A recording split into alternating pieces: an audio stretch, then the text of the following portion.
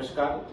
આજના પ્રેસ વાર્તામાં આપ સર્વે પ્રિન્ટ મીડિયા પ્રેસ મીડિયાનું સૌનું સ્વાગત છે. મિત્રો, આપણે સૌ જાણીએ છીએ કે ઈડી પાર્ટી એટલે કે ભારતીય જનતા પાર્ટીએ હર હંમેશ જે લોકોએ જનતાના પ્રશ્નો ઉઠાવે છે, આદિવાસી સમાજના પ્રશ્નો ઉઠાવે, એસસી એસટીના પ્રશ્નો ઉઠાવે, માઇનોરિટીના પ્રશ્નો ઉઠાવે, ભ્રષ્ટાચાર વિરુદ્ધમાં લડે, આ બધાને જેલમાં નાખવા માટે યેન કેન પ્રકારે તમામ પ્રયત્નો કર્યા છે. ખેડૂતોનું આંદોલન હોય, વિદ્યાર્થીઓનું આંદોલન હોય કે કોઈ પણ વર્ગનું આંદોલન હોય, એને હંમેશા કચડવા માટે આમ ભારતીય જનતા પાર્ટીએ હંમેશા તમામ હથકંડા અપનાવ્યા છે.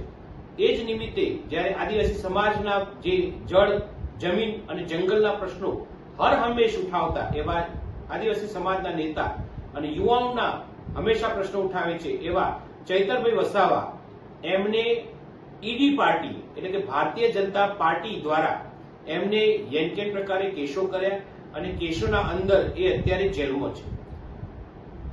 રાજકારણની પણ એક મર્યાદા હોય છે. રાજકારણની સામે જે દુશ્મનાવટ હોય એકબીજાના પક્ષની, એની પણ મર્યાદા હોય છે.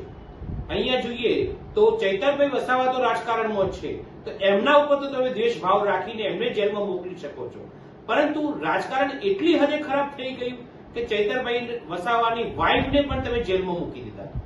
એનાથી વધુ એક 18 દિવસના બાળકની માતાને એને પણ તમે જેલમાં મૂકી દીધું. તમે કયા મોઢે તમે મહિલાઓને વાતો કરી રહ્યા છો? કયા મોઢે સ્ત્રી સશક્તિકરણની વાત કરી રહ્યા છો? એક તરફ તમે 18 દિવસના બાળકની માતાને તમે જેલમાં મૂકો છો, ધારાસભ્યના પત્ની ચૈતરભાઈ વસાવા ખરા, એમના પત્ની એમને જેલમાં મૂકો છો, અને એક બાજુ તમે મહિલા સશક્તિકરણની વાતો કરો છો. કેવા મુદ્દે વાત કરો છો? રાજકારણની પણ એક હદ હોય છે, રાજકારણની એક મર્યાદા હોય છે. જો એક બાજુ તમે જુઓ તો હાર્દિકભાઈ પટેલ કે અલ્પેશભાઈ કથેરિયા, એમના વિરુદ્ધમાં જેટલા પણ કેસો હતા એ જ કેસો તમે પાછા ખેંચી લીધા. દેશદ્રોહ જેવા ગંભીર કેસો હતા, એ કેસો તમે પાછા ખેંચી લીધા, અને એ જ દિવસે ચૈતરભાઈ વસાવા ખરા, એમના કેસના અંદર બધાને સજા થાય છે. તો આ એક સિમ્બોલિક છે. તમે લોકોને, ભાજપના લોકો બધાને કહેવા માંગે છે કે જે તમે અમારામાં આવો અને તમે તમામ હદ પ્રકારે પાર કરીને તમામ ગુનાઓ કરશો તો અમે તમારા કેસો પાછા ખેંચી લઈશું, પરંતુ જો અમારા વિરુદ્ધમાં લડ્યા તો તમને જેલમાં મૂકી દઈશું. આ નીતિના સામે આમ આદમી પાર્ટી સમગ્ર ગુજરાતના અંદર આંદોલન કરી રહી છે.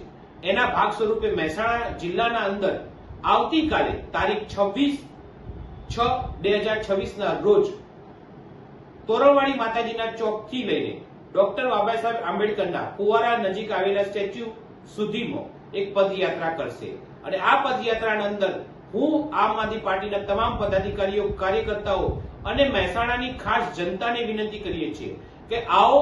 આ પ્રશ્ન ખાલી ચૈતરભાઈ વસાવાનો પ્રશ્ન નથી. આ પ્રશ્ન ફક્ત આદિવાસી સમાજ પૂરતો નથી, આ ફક્ત આમ આદમી પાર્ટી પૂરતો પણ નથી. આ એ દરેક વ્યક્તિનો અવાજ દબાવવાનો કોશિશના ભાગ સ્વરૂપેનો કેસ છે. એટલા માટે આપ સર્વેને, મહેસાણા જનતાને અમે વિનંતી કરીએ છીએ, આવો અમારી સાથે લડો, ઉભા રહો અને અમને પ્રોત્સાહિત કરો. આ કાર્યક્રમ સાંજે 5 વાગે શરૂ થશે અને 6-7 વાગ્યા સુધી ચાલુ રહેશે. આ કાર્યક્રમના અનુસંધાને અમે લોકોને જાગૃત કરીશું કે રાજકારણની પણ જે હદ ખરી એ હદ વટાવી દીધી છે ભારતીય જનતા પાર્ટીએ. તો આપ સર્વેને, આ પ્રેસ મીડિયાના મારફતે મહેસાણાની જાહેર જનતાને અને તમામ વ્યક્તિઓને, જે વ્યક્તિઓને સિસ્ટમ સામે પ્રશ્નો ઉઠાવ્યા છે અને દબાવ્યા છે, એ તમામને અમે વિનંતી કરીએ છીએ કે આવો આપ સર્વે અમારા કાર્યક્રમના અંદર. આ કાર્યક્રમ પત્યા પછી અમે દરેક વિધાનસભા વાઇઝ આ કાર્યક્રમો કરીશું.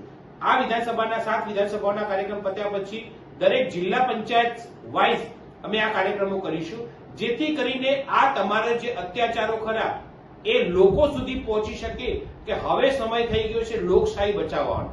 જય હિન્દ, જય ભારત, જય જય ગરીબ ગુજરાત.